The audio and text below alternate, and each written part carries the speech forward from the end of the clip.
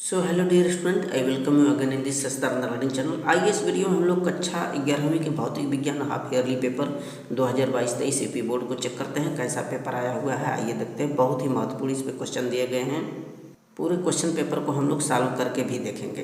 यदि आप इंग्लिश और केमिस्ट्री के पेपर को, हाफ ईयरली पेपर को नहीं देखे हैं तो डिस्क्रिप्शन बॉक्स में लिंक पड़ा हुआ है, जाकर के चेक करें।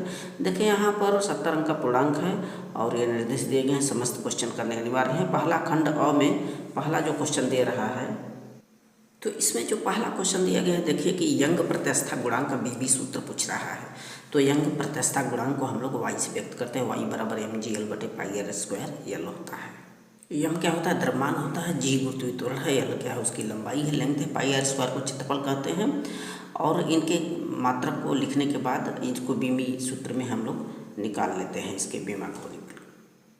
चूँकि द्रव्यमान हमको कहते हैं किलोग्राम में होता है, और गुरुत्वीय त्वरण जी जो होता है ना, मीटर प्रति सेकंड होता है। मीटर बटे सेकंड स्क्वायर देखिए नीचे चला आएगा। एल को लंबाई यानी कि मीटर में व्यक्त करेंगे, और फिर नीचे वाले एल को मीटर में, मीटर से मीटर काट दीजिए। इसके बाद यहाँ पर देखिए वाई बराबर एम बटे टी स्क्वायर इंटू एल आएगा। एल अब इसको जब ऊपर ले जाएंगे, अब बीमी में किग्रा यानी द्रव्यमान को एम से व्यक्त करते हैं, समय को टी से व्यक्त करते हैं, और मीटर अर्थात लंबाई को एल से डिनोट करते हैं। जब ये अपर साइड में जाएगा तो M into L to the power -1 into T के पावर -2 होगा, अर्थात इसमें बी वाला विकल्प आपका राइट हो जाएगा। और ख का देखिए, पहले का ख वाला क्वेश्चन क्या दिया है? किसी पिंड का पलायन वेग अब यहाँ पर 4 विकल्प दे रहा है कि पलायन वेग द्रव्यमान के अनुक्रमानुपाती होता है, द्रव्यमान के वर्ग के अनुक्रमानुपाती होता है, द्रव्यमान के व्युत्क्रमानुपाती होता है, द्रव्यमान पर निर्भर नहीं करता। तो डी वाला विकल्प सही है। जो पलायन वेग होता है वह द्रव्यमान पर निर्भर नहीं करता है, क्योंकि इसका जो फार्मूला है पलायन वेग v = √2gRe, इसमें द्रव्यमान m है ही नहीं, अर्थात पलायन वेग द्रव्यमान पर निर्भर नहीं करता। तो डी वाला विकल्प यहाँ पे राइट हो जाएगा। इसके बाद नेक्स्ट क्वेश्चन देखिए, ग का किसी गतिमान पिंड की दूरी समय ग्राफ के ढाल से पता चलता है। देखिए, आप समय और दूरी के साथ जब ग्राफ बनाते हैं तो वह चाल को डिनोट करता है। चाल बराबर दूरी बटे समय होता है। ए वाला विकल्प यहाँ पे राइट हो जाएगा।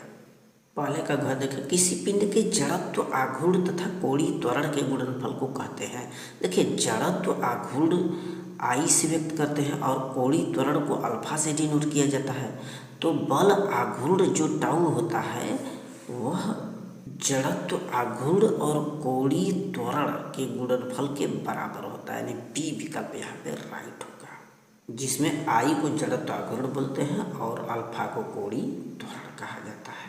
पहले का अंग देखें, एक पिंड निर्वात में केवल गुरुत्व के अधीन स्वतंत्रतापूर्वक गिर रहा है, ठीक है, और इसके गिरने के दौरान निम्नलिखित में से कौन सी राशि अचल रहती है? देखें, ऊपर से यदि कोई पिंड या कोई वस्तु गुरुत्वीय क्षेत्र की स्थिति में नीचे गिर रहा होता है तो उसकी जो यांत्रिक ऊर्जा होती है, यांत्रिक यानी कि कुल यांत्रिक ऊर्जा, जिसमें गतिज ऊर्जा भी शामिल होता है और स्थितिज ऊर्जा भी शामिल होता है, उनका जो योग होता है सदैव नियत होता है। चाहे आप प्रारंभिक स्थिति में देखें, चाहे मिडिल स्थिति में देखें, अथवा पृथ्वी की सतह पर देखें, संपूर्ण स्थानों पर जो कुल एनर्जी होती है, टोटल यांत्रिक ऊर्जा होता है, वह अचल रहता है, नियत रहता है। तो सी वाला विकल्प यहाँ पे राइट हो जाएगा। आगे क्वेश्चन 4 का देखेंगे, अधिकतम परास के लिए किसी कण का प्रक्षेपण कोण होना चाहिए। देखिए, कोई भी अधिकतम परास होने की जो दशा होती है वो 45 अंश के कोण पर प्रक्षेपण होना चाहिए, तभी वह जो है अधिक से अधिक जो परास आर है तय करेगा, यानी कि डी वाला विकल्प यहाँ पे राइट होगा। परास के लिए जो मैक्सिमम परास की कंडीशन होती है आर बराबर स्क्वायर साइन 2θ/g, इसके लिए प्रक्षेपण जो कोण होना चाहिए 45 डिग्री पर होना चाहिए, जिससे कि ये आर जो है ना यहाँ से क्षैतिज दूरी अधिक से अधिक तय कर सके। क्वेश्चन नंबर दूसरा, खंड ब का क्वेश्चन नंबर दूसरे का क देखिए क्या आया हुआ है कि किसी प्रक्षेप द्वारा प्राप्त महत्तम ऊंचाई के लिए सूत्र लिखना है। देखिए, कोई भी गोले को जब हम अपर साइड में फेंकते हैं तो उसकी जो महत्तम मैक्सिमम हाइट होती है, ऊंचाई होती है, u² sign 2θ h = e² sign वर्ग θ/2g होता है। इस फार्मूले के जरिए हम उसकी मैक्सिमम हाइट को निकाल सकते हैं, ऊंचाई को निकाला जा सकता है, जिसमें थीटा की वैल्यू 90 डिग्री रखा जाता है। क्वेश्चन नंबर दूसरे का ख क्या बोल रहा है। देखिए गुरुत्वाकर्षण बल की दो विशेषताएं बताई, बहुत ही इंपॉर्टेंट है। देखिए कोई भी दो पिंड या दो कण हैं तो उनके बीच लगने वाला जो गुरुत्वाकर्षण बल होता है उनके द्रव्यमान के गुणनफल के अनुक्रमानुपाती होता है, नंबर एक। और नंबर दो जो होता है उनके बीच की जो दूरी होती है उसके वर्ग के व्युत्क्रमानुपाती होता है। नंबर वन ये होता है कि जो लगने वाला गुरुत्वाकर्षण बल है द्रव्यमानों के गुणनफल के प्रोपोर्शनल अनुक्रमानुपाती होगा। और नंबर दो ये होता है कि लगने वाला जो गुरुत्वाकर्षण बल है उनके बीच की दूरी के आर के वर्ग के व्युत्क्रमानुपाती होता है। इन दोनों को जब हम एक में सबमिट कर देते हैं तो एक फार्मूला प्राप्त होता है, F बराबर G m1m2/r²। इसकी सहायता से हम गुरुत्वाकर्षण बल को ज्ञात कर लेते हैं। G क्या है, गुरुत्वाकर्षण नियतांक है। क्वेश्चन नंबर दूसरे का ग देखिए क्या आया है, कैसी कार्य से क्या तात्पर्य है। देखें कोई भी केस नली होती है तो केस नली में द्रव के ऊपर चढ़ने अथवा नीचे गिरने की जो घटना होती है इसको हम लोग केशिकात्व कहते हैं। नेक्स्ट क्वेश्चन देखिए दिया है दूसरे का घ, ऊष्मागतिकी के प्रथम नियम का गणितीय स्वरूप लिखिए। जो ऊष्मागतिकी का प्रथम नियम होता है जिसके अनुसार जो टोटल एनर्जी होती है खास करके इंटरनल एनर्जी आंतरिक ऊर्जा उसमें उत्पन्न जो या दी गई उसमें ऊष्मा और उसके द्वारा किया गया कार्य के योग के बराबर होता है, जिसमें डेल्टा यू को निकाय की आंतरिक ऊर्जा बोलते हैं और क्यू क्या है, निकाय को जितना ऊष्मा दिया जाता है, और डब्ल्यू क्या है, ऊष्मा देने में जितना उसके द्वारा किया गया कार्य होता है, इसीलिए इसकी वैल्यू जो है ना निगेटिव में होती है। दूसरे का अंग देखे आया है गतिज ऊर्जा किससे कहते हैं, इसका सूत्र लिखिए। तो कोई भी वस्तु होती है तो उसमें उसकी गति के कारण कार्य करने की जो क्षमता होती है उसे गतिज ऊर्जा कहते हैं, जिसको केस व्यक्त करते हैं। गतिज ऊर्जा के बराबर क्या होता है, हाफ mv², जिसमें m क्या होता है, द्रव्यमान होता है और v उसका वेग होता है। दूसरे का 14 देखिए क्या दिया है कि किसी कण पर आरोपित बल F = 3I cap 4J cap और -5 के न्यूटन कण में विस्थापन यस की वैल्यू, यानी कि ये विस्थापन दे रखा है और यह जो है यह बल दे रखा है। तो क्या पूछ रहा है, बल द्वारा किया गया कार्य बराबर क्या होता है, बल गुणित बल की दिशा में विस्थापन, यानी F गुणित हम यस करके इसको सॉल्व करते हैं। तो किया गया कार्य F गुणित यस दोनों का आपस में गुणा कर देंगे। तो I के लिए I की वैल्यू रखेंगे, J के लिए J कैप के लिए J की वैल्यू और K के लिए K की वैल्यू हम लोग रख करके गुणा करते हैं। तो यहाँ पर क्या किया गया, 3 × 5 किया गया प्लस 4 × 4 किया गया, और चूँकि प्लस माइनस का माइनस हो जाएगा गुणित 5, यहाँ पर -5 × 3 कर दिया जाएगा। ठीक है, आपस में इनको सजाती के रूप में गुणा करते हैं। J का J कैप में, I का I कैप में, K का K कैप में गुणा करके इसको हम लोग यहाँ पर +15 और -15 कट जाएगा। इसके बाद 16 जूल इसकी एनर्जी आएगी। अब खंड स का एक क्वेश्चन नंबर तीसरे का क देखें, अभिकेंद्र बल से क्या तात्पर्य है। देखिए कोई भी वृत्ताकार पथ होता है तो उस वृत्ताकार मार्ग पर एक समान गति से या एक समान चाल से गति करता हुआ जब कोई कण होता है तो उस पर एक बल कार्य करता है जिसकी दिशा क्या होती है, केंद्र की तरफ होती है। और इसी बल को हम लोग, जिसकी दिशा केंद्र की तरफ सेंटर की तरफ होता है, इसी बल को F को अभिकेंद्र बल कहते हैं। अभिकेंद्र बल F बराबर क्या होता है, mv²/r। क्वेश्चन नंबर तीसरे का ख देखें, उस क्रेन की शक्ति वाट में परिकलित कीजिए जो 100 किग्रा द्रव्यमान के एक पिंड को 20 सेकेंड में 10 मीटर की ऊंचाई तक ऊपर उठाती है। यहाँ पे क्रेन की शक्ति P क्या वैल्यू पूछ रहा है वाट में, और जबकि द्रव्यमान m की वैल्यू आपका 100 kg दिया है, समय 20 सेकेंड दिया है और ऊंचाई h की वैल्यू 10 मीटर दिया हुआ है, जबकि गुरुत्वाकर्षण 9.8 है। तो शक्ति P बराबर क्या होगा, W/T। W यानी कि किया गया कार्य बराबर क्या होता है, बल गुणित बल की दिशा में विस्थापन F × S हो जाएगा। अब F बराबर mg होता है, m का मान दिया ही है 100, गुरुत्वाकर्षण 9.8 है, h की वैल्यू 10 दिया है, समय 20 सेकेंड, इसको काटने पर 490 वाट आएगा इसका आंसर। क्वेश्चन नंबर तीसरे का ग देख दिया है, कोणीय संवेग संरक्षण का नियम लिखिए। बल आघूर्ण तथा कोणीय संवेग संरक्षण के बीच संबंध से कोणीय संवेग संरक्षण के नियम को प्राप्त करना है। इसको आप सॉल्व करके देखेंगे। देखिए कोणीय संवेग संरक्षण का जो नियम होता है उसमें ये बताया गया है कि यदि किसी भी अक्ष के परितः घूर्णन करने वाले पिंड पर कोई बाह्य बल आघूर्ण कार्य न कर रहा हो तो उस अक्ष के परितः उस पिंड का जो कोणीय संवेग होता है वो सदैव नियत होता है। इसी को हम लोग कोणीय संवेग संरक्षण का नियम कहते हैं। और कोणीय संवेग संरक्षण को यल से व्यक्त किया जाता है।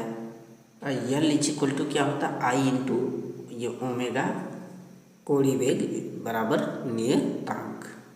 इस क्वेश्चन को आपको डिटेल में देख लेना है। घ का देखिए क्या पूछा, कृत्रिम उपग्रह के कक्षीय वेग तथा पलायन वेग में संबंध स्थापित कीजिए।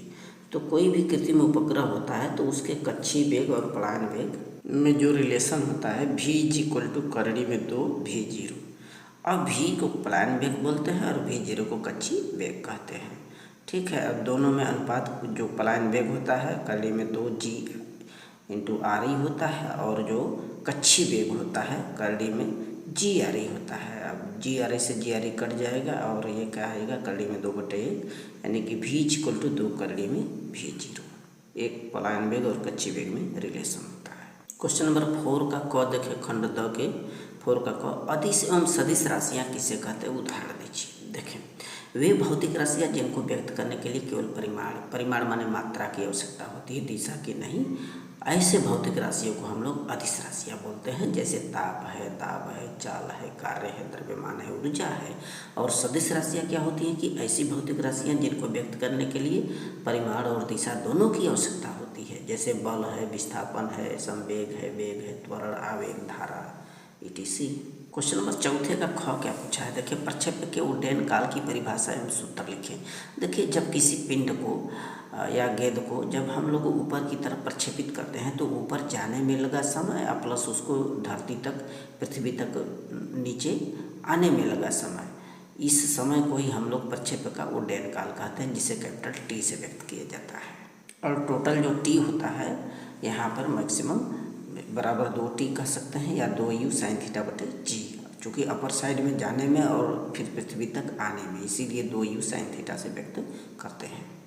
प्रश्न संख्या 4 का ग वाला देखिए, पृथ्वी की त्रिज्या 4.6.4 इंटू 10 मीटर है और पृथ्वी तल से 800 किमी ऊंचाई पर गुरुत्वीय विभव पूछ रहा था। देखिए, हाइट यहाँ पर ऊंचाई दिया है 800 किमी, इसको मीटर में बदलेंगे 10⁻³ का गुणा करके, और पृथ्वी की त्रिज्या दे दिया है। यहाँ पर क्या पूछा जा रहा है, गुरुत्वीय विभव ज्ञात कीजिए। तो इस क्वेश्चन में पृथ्वी की त्रिज्या दिया है और ऊंचाई भी आपको दिया है, इसको मीटर में चेंज कर लेंगे, और गुरुत्वीय त्वरण जी की वैल्यू 10 मीटर प्रति सेकेंड दिया है।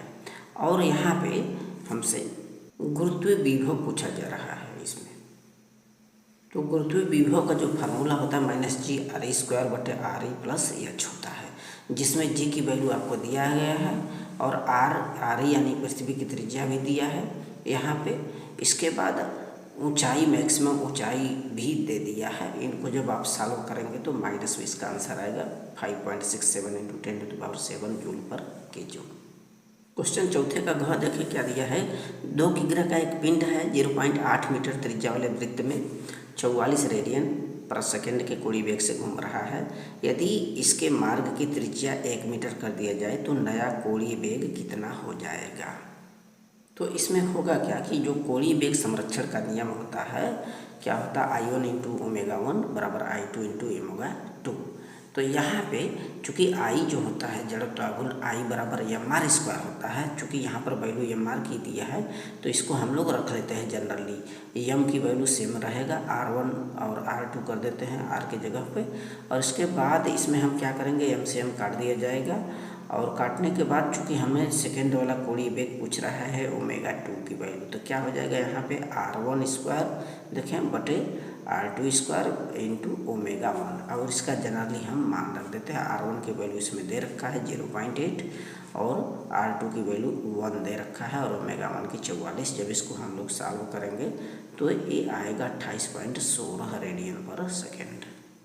अब क्वेश्चन नंबर 4 का अंग देखिए, पूछा गुरुत्वीय विभव की डिफिनेशन बताना, परिभाषा देना है और बिंदु द्रव्यमान नियम के कारण r दूरी पर गुरुत्वीय विभव का व्यंजक प्राप्त करना है।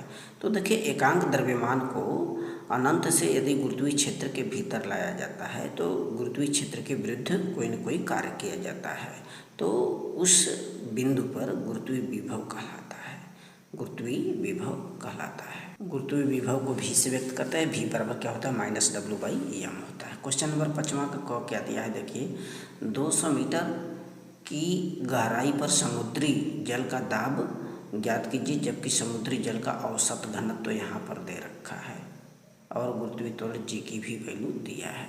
तो h की वैल्यू यहाँ पर दिया है, इसके बाद आपका घनत्व भी दे दिया है और दाब पूछ रहा है। दाब बराबर क्या होता है h गुणित रो इंटू जी होता है। साधारणतः h की वैल्यू 200 है और रो घनत्व की वैल्यू 1.032 गुणित 10⁻³ है और g की वैल्यू 10 दिया है। सबका गुणा करेंगे तो 2.064 इंटू 10⁻⁶ पास्कल आएगा। 5वां क्वेश्चन नंबर ख का देखिए क्या दिया है। 5वां का ख, प्रतिबल से क्या तात्पर्य है, यंग प्रत्यास्था गुणांक की परिभाषा लिखिए। देखिए प्रतिबल क्या होता है कि एकांक क्षेत्रफल पर कार्य करने वाले प्रत्यायन बल को प्रतिबल कहते हैं, जिसका मात्रक क्या होता है न्यूटन मीटर स्क्वायर होता है। जबकि यंग प्रत्यास्था क्या होता है, यंग प्रत्यास्था गुणांक अनुदैर्ध्य प्रतिबल और अनुदैर्ध्य विकृति दोनों का क्या होता है अनुपात कहलाता है। क्वेश्चन नंबर 5वां का ग देखें क्या है कि किसी लोहे की छड़ की लंबाई 150 सेंटीमीटर है, प्रारंभिक ताप 25 सेल्सियस है। छड़ को किस ताप तक गर्म किया जाए कि उसकी लंबाई 0.15 सेंटीमीटर की वृद्धि हो जाए। उसकी लंबाई में लोहे का रेखीय प्रसार गुणांक यहाँ पर दे रखा है, तो जिसका मान दिया है उसी की हम सूत्र रखेंगे। रेखीय प्रसार गुणांक अल्फा बराबर डेल्टा एल बटे एल इंटू डेल्टा एल क्या है, ये लंबाई में वृद्धि है, एल क्या है प्रारंभिक लंबाई। जब इसमें हम डेल्टा एल 0.15 दिया है लंबाई में वृद्धि और प्रारंभिक लंबाई 150 दिया है और जो है रेखीय प्रसार गुणांक आपका 1.915 दिया है। इस तरह से हम डेल्टा टी की वैल्यू इसको सॉल्व करके निकाल लेते हैं। यहाँ पे टोटल जो अंतिम ताप होता है, प्रारंभिक ताप 25 सेल्सियस है और ये वाला ताप जब जोड़ देंगे तो लास्ट वाला ताप निकल जाएगा। देखिए 5वें का घ क्या दिया है, पलायन वेग से क्या तात्पर्य है, पृथ्वी तल से किसी पिंड के पलायन वेग का सूत्र स्थापित कीजिए। देखिए जब किसी पिंड को हम लोग गुरुत्वीय क्षेत्र से ऊपर फेंकते हैं तो वह सदा सदा के लिए ऊपर चला जाता है, गुरुत्वीय क्षेत्र से बाहर चला जाता है। माने वह न्यूनतम वेग जिसमें किसी पिंड को पृथ्वी तल से ऊपर फेंकने पर वह पृथ्वी के गुरुत्वीय क्षेत्र से बाहर निकल जाए, फिर पृथ्वी पर वापस लौट कर न आए, तो इस प्रकार के वेग को हम लोग पलायन वेग कहते हैं, जिसको भी से व्यक्त किया जाता है। पलायन वेग इक्वल टू करली में 2g RE होता है। RE क्या है, पृथ्वी की त्रिज्या है। क्वेश्चन नंबर 5वां का अंग देखें, क्रिकेट का कोई खिलाड़ी किसी गेंद को 100 मीटर की अधिकतम क्षैतिज दूरी तक फेंक सकता है, यानी कि R की वैल्यू परास R की वैल्यू दे रखा है। वह खिलाड़ी उसी गेंद को जमीन से ऊपर कितनी ऊंचाई तक फेंक सकता है, हाइट पूछ रहा है। तो इसमें देखिए मैक्सिमम परास R की वैल्यू 100 मीटर दे रखा है। R बराबर क्या होता है v स्क्वायर बटे g होता है, इसलिए v स्क्वायर अधिकतम ऊंचाई पर उसका जो वेग होता है क्या हो जाएगा R मैक्सिमम इंटू जी। अब इसमें मान रख देंगे तो v की वैल्यू निकल आई और जब v की वैल्यू निकल आई तो आगे हाइट पूछ रहा था, तो मैक्सिमम ऊंचाई बराबर क्या होता है v स्क्वायर इंटू साइन वर्ग थीटा बटे 2g। अब इसमें v स्क्वायर की वैल्यू यहाँ पर दिया गया है, v की वैल्यू निकाला गया है और साइन चूँकि थीटा चूँकि हाइट पर मैक्सिमम ऊंचाई पर फेंका जा रहा है तो जो थीटा की वैल्यू होगा 90 रखेंगे। साइन 90 का मान 1 होता है और 2 गुणित जी की वैल्यू 9.8 होती है, कैलकुलेट करेंगे तो 50 मीटर आएगा। अब खंड ए का क्वेश्चन नंबर 6 क्या दिया है कि यदि कोई प्रक्षेपक गुरुत्वीय क्षेत्र में क्षैतिज से थीटा कोण पर u वेग से प्रक्षेपित किया जाता है तो सिद्ध कीजिए कि प्रक्षेपक का जो पथ होता है परवलयाकार होता है। इस क्वेश्चन को आप देख लेंगे, बहुत ही इंपॉर्टेंट क्वेश्चन है, आपके शुरुआती सेकेंड चैप्टर का है। दूसरा देखिए, संवेग संरक्षण का सिद्धांत लिखिए और इस सिद्धांत के आधार पर न्यूटन के गतिविषय का तीसरा नियम प्राप्त कीजिए। इसे आप चेक कर लो। क्वेश्चन नंबर 8 क्या दिया है, सिद्ध कीजिए गुरुत्व के अधीन मुक्त रूप से गिरते हुए पिंड की यांत्रिक ऊर्जा सदैव नियत रहती है। हाँ बिल्कुल नियत रहती है। गतिज ऊर्जा और स्थितिज ऊर्जा का योग सदैव किसी भी बिंदु पर सदैव क्या होता है नियंत्रित होता है, नियत रहता है, स्थिर रहता है। क्वेश्चन नंबर 9 दिया है कि सूर्य से 2 ग्रहों की दूरियां क्रमशः 10⁻13 तथा 10⁻12 मीटर है। ग्रहों के आवर्तकाल एवं इनके चालों का अनुपात ज्ञात कीजिए। तो इसमें केपलर का जो थर्ड रूल होता है टी स्क्वायर बराबर KR घाते 3, इसी को अपनाएंगे। तो ये जो केपलर का तीसरा रूल होता है T square is equal to K R घाते 3 होता है। अब इसमें टी क्या है, आवर्तकाल है, और आर क्या है, इनकी दूरियां है। इनको हम क्रमशः T1 और T2 में मान लेंगे। माना कि आवर्तकाल क्रमशः T1 T2 है, उनकी दूरियां R1 और R2 है। तो इसमें हम क्या करेंगे, अनुपातिक निकालेंगे, अनुपात निकालेंगे। T1 बटे T2 बराबर क्या हो जाएगा, R1 बटे R2 पूरे के पावर 3/2, ये फार्मूले के अनुसार। चूँकि R1 और R2 की वैल्यू 10 के घाते 13, 10 के घाते 12 दिया है। ये 10 के घाते 13 में 10 के घाते 12 का भाग देंगे, कट जाएगा। यहाँ पर 3/2 को 2 भाग में डिवाइड कर सकते हैं। एक 10 के घाते 1 और प्लस 10 के घाते 1/2 कर सकते हैं, 10 के घाते 3/2 को। अर्थात जब इसको हल करेंगे तो 10 करड़ी में 10 आएगा। चूँकि 10 के घाते 1/2 है, यानी कि इसका वर्ग निकालेंगे, इसका वर्गमूल निकालेंगे, करड़ी में हो जाएगा। तो T1 बटे T2 बराबर ये आएगा आपका 10 करड़ी में 10/1 आएगा। अब यानी कि T1 10 करड़ी में 10 है और T2 क्या है, 1, दोनों का यही अनुपात है। और चूँकि जो चाल होता है, चाल बराबर क्या 2πr/T1 होता है। तो V1 बराबर 2πr1/T1, V2 बराबर 2πr2/T2। अब इसमें भी हम अनुपात निकाल लेते हैं। अनुपात निकालने पर ये कट जाएगा, कटने पर ये आपका फार्मूला प्राप्त हो रहा है, R1/R2 इंटू T2/T1। अब इसमें क्या करना है, जनरली हमको मान रख देना है। R1/R2 आपका दे रखा है 10 के घाते 13/10 के घाते 12। T2 और T1 की वैल्यू अभी अभी निकाला गया है। T2 की वैल्यू देखिए 1 आ रहा है, जबकि T1 की वैल्यू 10 करड़ी में 10 आ रहा है यहाँ पे। अब इसको काटने पर 1 संबंधी करड़ी में 10 आएगा, V1 संबंधी V2 में अनुपात। So thanks.